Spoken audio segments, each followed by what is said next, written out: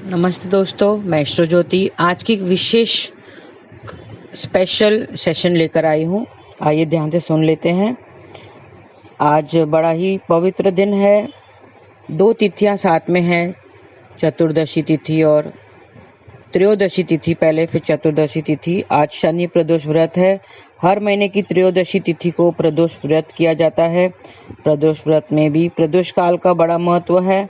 सूर्य अस्त के बाद वाले समय को प्रदोष काल कहते हैं और कहा जाता है कि उस वक्त शिव जी के आगे कुछ भेंट के साथ पूजा पाठ करेंगे तो शुभ फल मिलता है।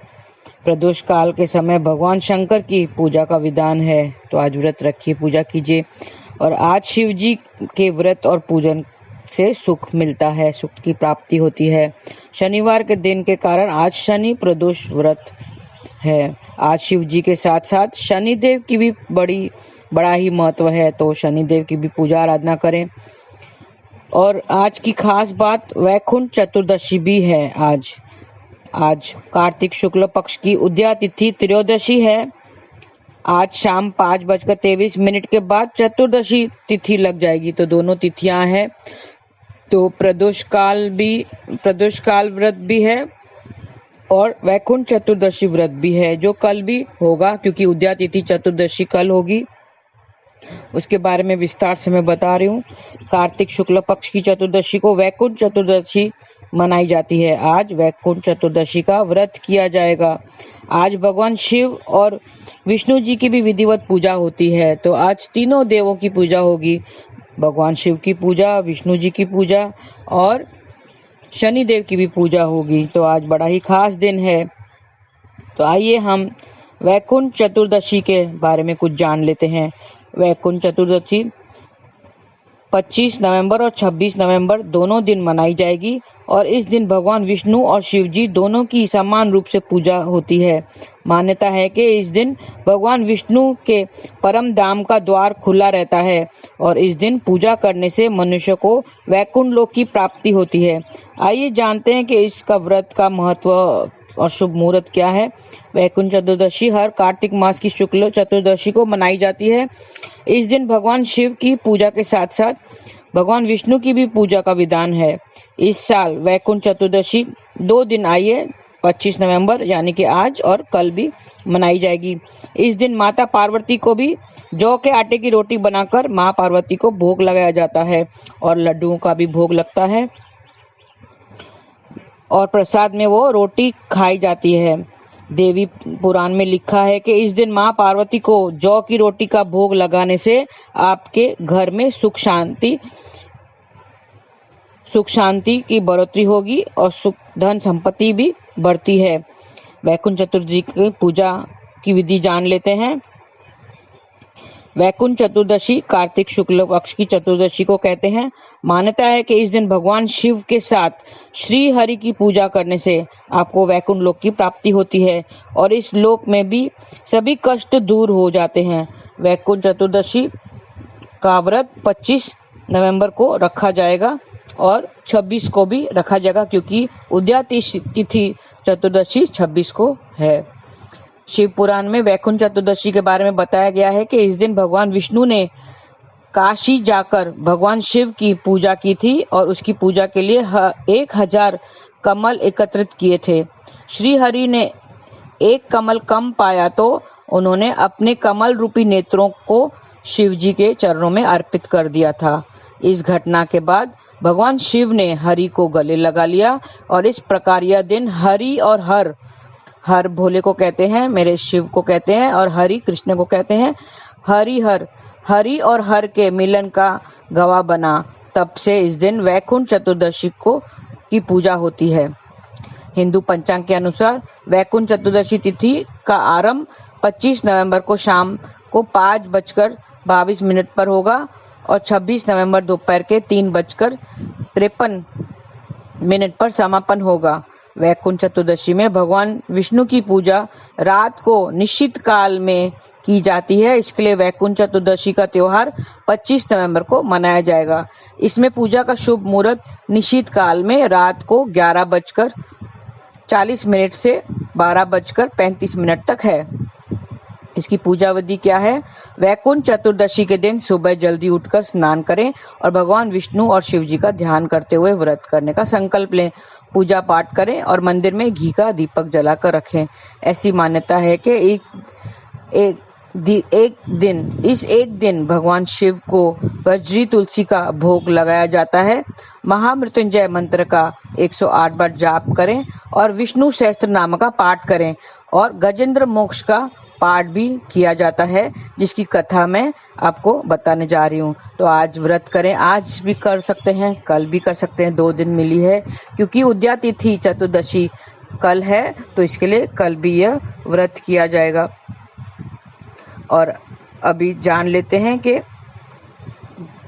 गजेंद्र मोक्ष की कथा क्या है और क्यों इसका महत्व इतना ज्यादा है। गजेंद्र मोक्ष की कथा का वर्णन श्रीमद् भागवत पुराण में किया जाता है। क्षीर सागर में 10,000 योजन ऊंचा त्रिकुट नाम का पर्वत था।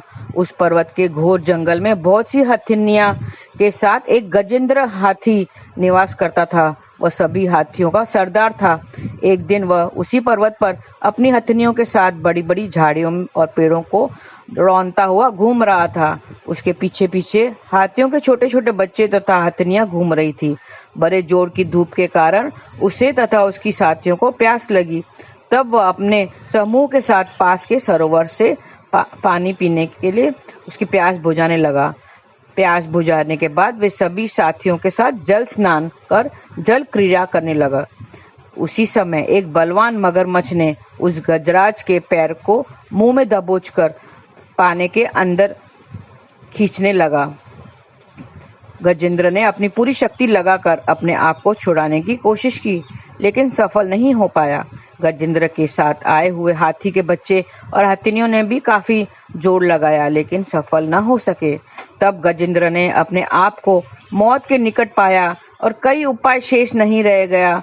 तब उसने प्रभु की शरण ली और आंतरनाद स्वर में प्रभु की स्तुति करने लगा, जिसे सुनकर भगवान श्री हरि स्वयं आकर उसकी प्राणों की रक्षा की। ये थी गजेंद्र मोक्ष की कथा। आपको गजेंद्र मोक्ष का पाठ करना है, उससे कहते हैं विष्णु सहस्त्र नाम और गजेंद्र मोक्ष का पाठ करने से आपका पुनर्जन्म नहीं होगा, आपको दूसरा जन्म नहीं लेना पड़ेगा, आप माँ के गर्भ में नहीं आएंगे। तो आप ये जरूर पाठ कीजिए। गजेंद्र हाथी के पिछले जन्म की कथा कहते हैं। जब सुखदेव जी ने राजा परीक्षित को यह कथा सुनाई तो राजा परीक्षित ने सुखदेव जी से पूछा कि हे सुखदेव महाराज, यह गजेंद्र कौन था जिसकी पुकार सुनकर भगवान भोजन छोड़कर आ गए। तब सुखदेव जी महाराज कहते हैं, हे परीक्षित, पूर्व जन्म में गजेंद्र का नाम इंद्रधुम्न था। वह द्रविड़ देश का राजा था। वह भगवान का बहुत बड़ा सेवक था।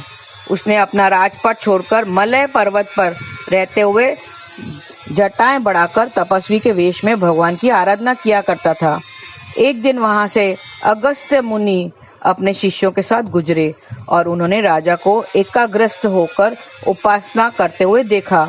अगस्त्य मुनि ने देखा कि यह राजा अपने प्रजा पालन और गृहस्थोचित अतिथि सेवा आदि धर्म को छोड़कर तपस्वी की तरह रह रहा है। अंत उस राजा इंद्रधुम्न पर क्रोधित हो गए, पर क्रोध में आकर उन्होंने राजा को शाप दिया कि हे राजा, तुमने गुरुजनों से बिना शिक्षा ग्रहण किए हुए अभिमानवश परोपकार से निवृत्त होकर मनमानी कर रहे हो, अर्थात हाथी के समान जड़ बुद्धि हो गए हो। इसके लिए तुम्हें वही अज्ञानमयी हाथी की योनि प्राप्त हो, ऐसा उसने श्राप दिया। राजा ने इस श्राप को अपना प्रारब्ध समझा।